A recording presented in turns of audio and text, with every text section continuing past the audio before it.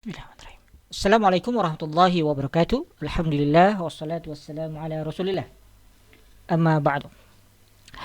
Teman-teman sekalian, insyaallah pada kesempatan kali ini kita akan memulai program dari guru untuk guru belajar mengembangkan simulasi berbasis HTML5 untuk keperluan pengajaran matematika dan fisika. Oke, langsung saja.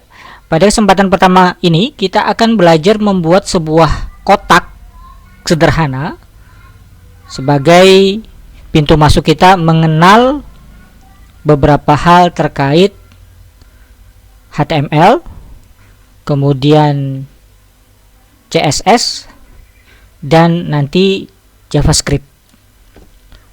Langsung saja kita buat sebuah file yang di sini saya namakan 001_belajarkotak.html.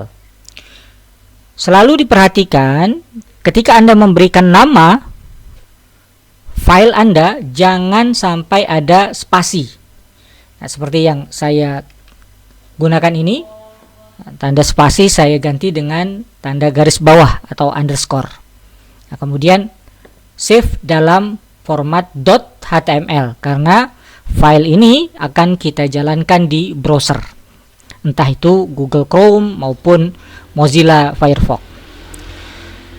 Format file HTML itu dimulai dengan tanda kurung siku seperti ini, kemudian di dalamnya ada tulisan HTML. Nah, kemudian nanti ditutup dengan tanda kurung siku, kemudian garis miring, dan HTML lagi.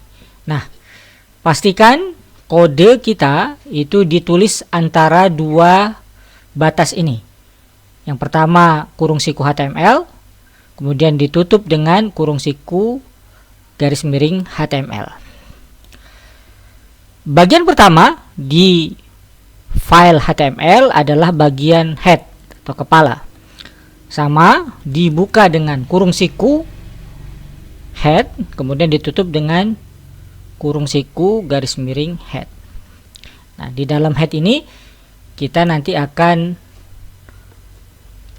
memberikan file HTML kita nama yang akan ditampilkan di browser. Untuk memberikan nama kita gunakan title seperti ini. Title ya. Nah, kemudian jangan lupa ditutup dengan kurung siku garis miring title. Nah, di sini kita bisa berikan nama contoh program HTML pertama ya. Oke. Nah, ketika saya save, kemudian saya buka di browser, Anda lihat ya, ini saya simpan di dokumen HTML5, kemudian saya buka dengan Google Chrome. Maka Anda akan lihat yang tadinya hanya tertulis 001_belajarkotak.html, sekarang header title-nya sudah muncul, yakni contoh program HTML5 pertama. Jadi fungsi title ini adalah untuk memberikan judul di file HTML kita. Oke. Kemudian yang juga harus ditulis di head adalah style. Nah, style ini nanti yang akan mengatur gaya atau tampilan dari animasi kita. Nah, seperti ini. Selalu diingat ya, dimulai dengan kurung siku style, kemudian ditutup dengan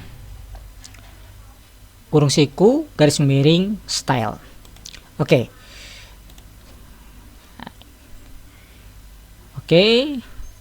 Kita kosongkan dulu. Nah, sekarang kita beralih ke bagian badan file.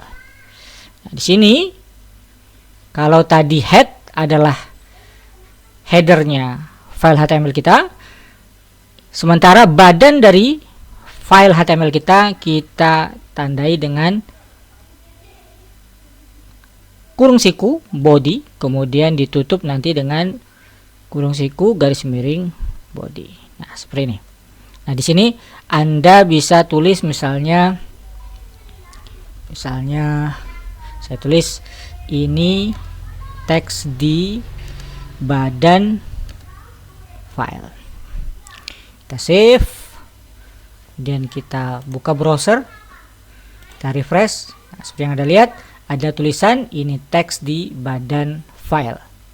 Nah, ini bisa saya set dengan beragam tag HTML. Misalnya saya ingin dia menggunakan header, nah, seperti ini. Seperti biasa saya tutup dengan kurung siku garis miring H1, karena ini saya buka tadi dengan kurung siku H1. Oke, kita save. Kemudian kita lihat hasilnya. Nah, Anda lihat dia menjadi lebih besar karena dia adalah header. Oke, ini adalah contoh pertama setiap format HTML. Nah, pada kesempatan kali ini kita tidak akan belajar HTML dasar, kita akan lanjut ke pembuatan gambar kotak yang tampil di browser kita.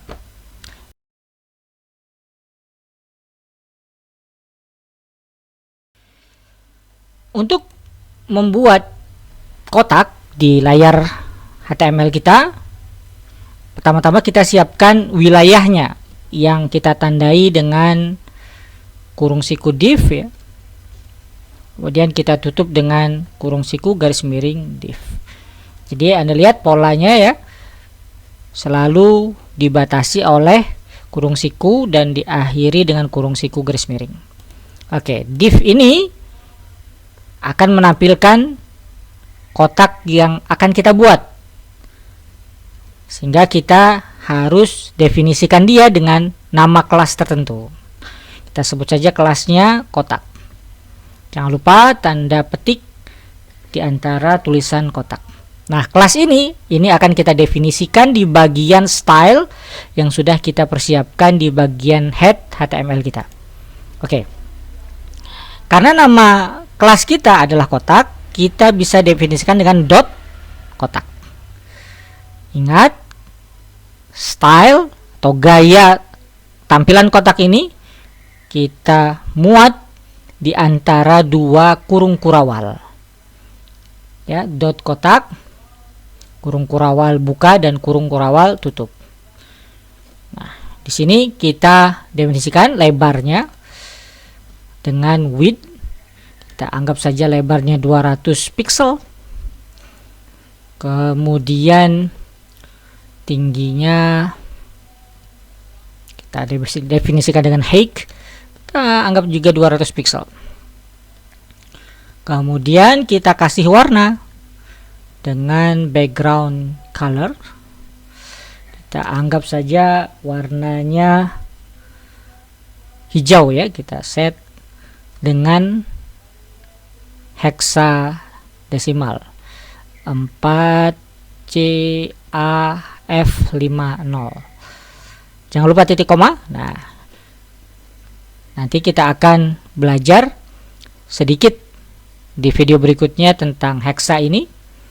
Cara yang paling mudah tentu kita lihat di tabel hexa. Nah, ini kemungkinan besar ini hijau ya. Mudah-mudahan benar. Ya, untuk komen ya, kita bisa gunakan garis miring bintang seperti ini. Nah, ini warna kotak.